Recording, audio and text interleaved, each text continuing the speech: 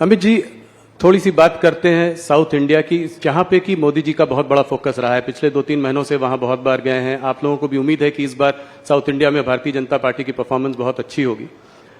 सबसे पहला सवाल तो यह है कि कांग्रेस के वरिष्ठ नेता, ये उनमें से मतलब वाकई एक बड़े वरिष्ठ नेता ने कहा कि साउथ इंडिया जो है दक्षिण भारत को एक अलग देश होना चाहिए।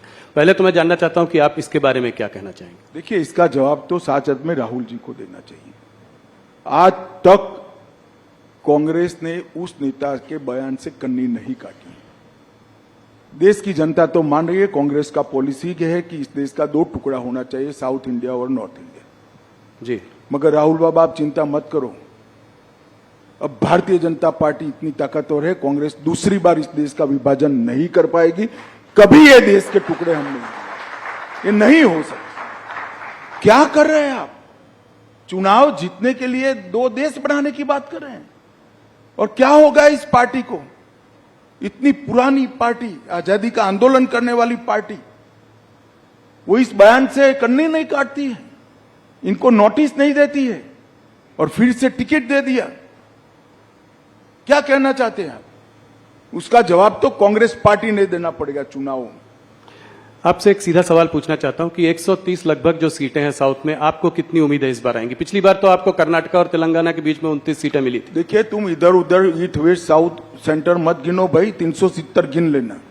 नहीं, 370 में नॉर्थ में तो बहुत सारे प्रदेशों में आपकी करीब करीब पूरी सीटें हैं। तो मैं कह रहा हूं कि एडिशनल 70 सीटें कहां से आएंगी? ऐसा है भाई, जब मैं 300 कहता था तब भी तुमने, राहुल जी, मुझे ये सवाल 2019 में पूछा था कि तुम लाओगे कहां से। मैंने कहा काउंटिंग के दिन दोपहर को बता दूंगा, और हमारी 300 पार हो गई। इस बार भी मैं कहता हूं, काउंटिंग को 12 बजे मुस्कुराते हुए चेहरे पर कहना, मोदी का वादा पूरा हुआ, लक्ष्य पूरा हुआ, भाजपा 370 पार।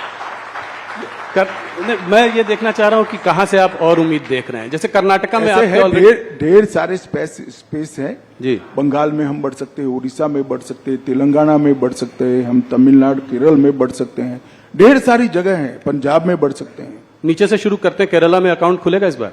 भाई, मैं आपको कहता हूं, आप पिसमिल अकाउंट में मत जाओ राहुल बाबू। आप 370 गिन लेना, मैं उस दिन आपके शो पर आऊंगा और बताऊंगा कि हमने कहा था देश की जनता के आशीर्वाद से, और इसमें भाजपा का कोई पराक्रम नहीं है। इस देश की जनता का स्नेह नरेंद्र मोदी जी पर है, हमारे नेतृत्व पर है, हमारी पार्टी पर है। वो ही वोट में कन्वर्ट होगा, वो ही सीट में कन्वर्ट होगा और 370 पार हो जाएगा। तो आप ओडिशा के बारे में तो कुछ बताइए कि साथ में है या नहीं साथ में, अलग अलग लड़ रहे हैं कि साथ में लड़ेंगे?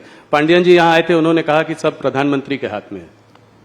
अभी तय नहीं हुआ है, राष्ट्रीय अध्यक्ष जी हमारे तय करेंगे, परंतु इतना निश्चित है कि हम उड़ीसा में हमारी स्ट्रेंथ बहुत बड़ी करने जा रहे हैं।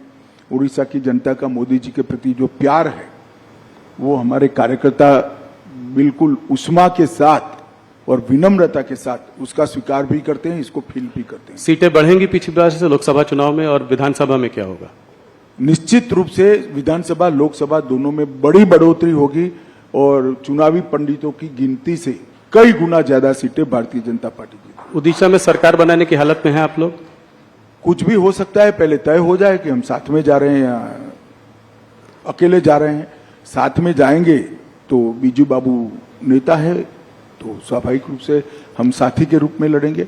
अकेले जाएंगे तो हम सरकार बनाने के लिए ही लड़ेंगे। पांडियन जी ने एक अच्छी अजीब सी बात कही। उन्होंने कहा कि देखिए, सेंटर में बीजेपी को बीजेडी की जरूरत नहीं है और स्टेट में बीजेडी को बीजेपी की जरूरत नहीं है। क्या इस बात से आप सहमत? देखिए, गठबंधन हमेशा जरूरियात के आधार पर नहीं होता। हमें ढेर सारी पार्टियों ने ये पूरे 5 साल में राष्ट्रीय हित के जो मुद्दे थे, इसमें इश्यू बेस्ड समर्थन पार्लियामेंट में दिया है। चाहे 370 हो, पहले चाहे जीएसटी करना था, चाहे बॉन्ड हो, बॉन्ड भी कांग्रेस ने विरोध नहीं किया था जी, उस वक्त नहीं किया था जी, मगर इश्यू बेस्ड समर्थन हमें ढेर सारी पार्टियों ने दिया है।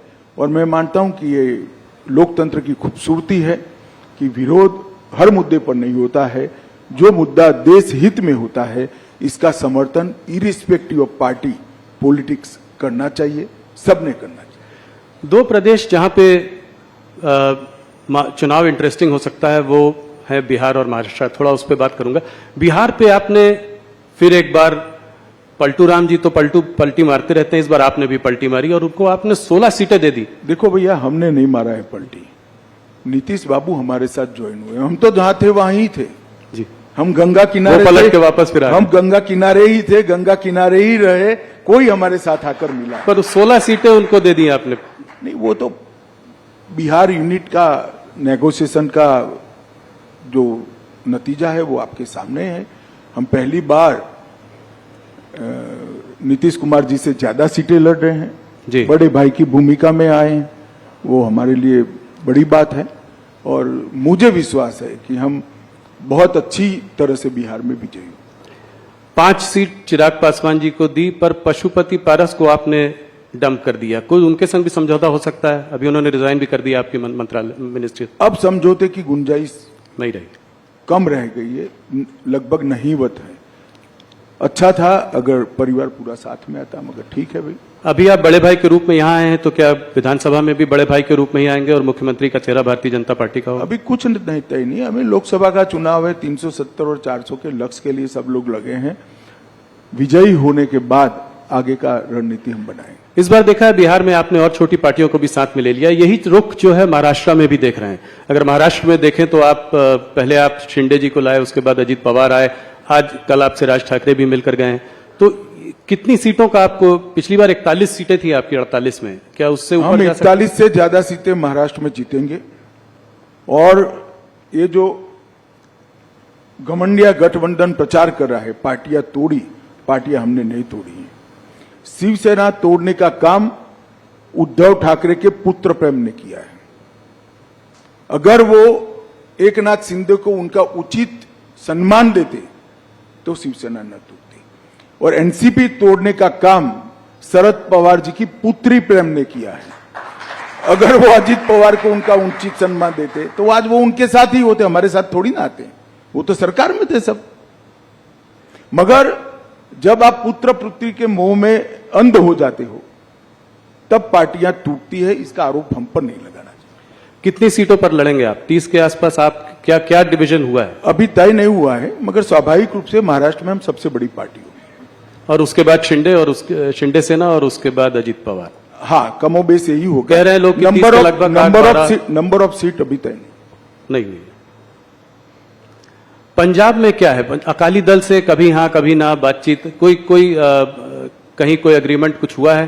कैप्टन अमरिंदर सिंह और देखिए, ये आप जिस तरह से सवाल पूछे, कभी हाँ कभी ना, कभी हाँ कभी ना है ही नहीं। अभी नेगोशिएशन चल रहा है। तो नेगोशिएशन में तो एक ऑफर होती है, हम काउंटर ऑफर देते हैं, वो काउंटर ऑफर देते हैं, हम ऑफर देते हैं। ये चलता है, इसको हाना में नहीं देखना चाहिए। तो उम्मीद है कि मुझे लगता है 2-3 दिन में स्थिति स्पष्ट हो जाएगी। पर आप लोग चाहते हैं कि साथ में लड़ें, ये स्वाभाविक। हम तो चाहते हैं कि हमारे एनडीए के सारे साथी हमारे साथ हो, फिर से एक बार सारा एनडीए संपूर्ण बने। परंतु भारतीय जनता पार्टी का उचित हिस्सा और हमारे कार्यकर्ताओं का सम्मान, वो भी हमारी चिंता का विषय होता है। तो हरियाणा में दुष्यंत चौटाला से बाद में फिर से समझौता हो सकता है? दरवाजे बंद नहीं है, एनडीए में रह सकते हैं। अभी तो आपने, बहुत जल्दी होगी। अभी तो वो हमसे अलग हुए हैं, उन्होंने अपनी सीटें लड़ने का ऐलान किया है। तो अब तो आमने सामने चुनाव लड़ेंगे और जब नतीजे आएंगे तब देखेंगे। मगर अभी तो हम आमने सामने ही चुनाव लड़ रहे हैं। 2-3 सवाल इन्हीं मुद्दों पर और प्रदेशों पर। और आंध्र प्रदेश और तेलंगाना में आप इस बार अपनी पोजीशन को कैसे देखते हैं? क्या पिछली बार से स्ट्रांग रहेंगे आप तेलंगाना में? निश्चित रूप से जिस प्रकार का स्वागत पलक पावड़े बिछाकर दक्षिण भारत की जनता मोदी जी का कर रही है, वो भारतीय जनता पार्टी के लिए उत्साहवर्धन करने वाली बात है।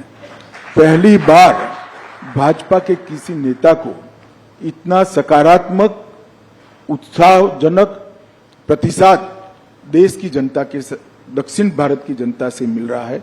वो हमारे लिए बहुत आनंद का विषय है, उत्साह बढ़ाने वाला विषय है। मैं निश्चित रूप से मानता हूं कि दक्षिण के सभी 5 राज्यों में हमारी पोजीशन और कंसोलिडेट होगी, हम मजबूत होंगे और बढ़कर आएंगे। न केवल हम, हमारे साथी दल भी बढ़ेंगे।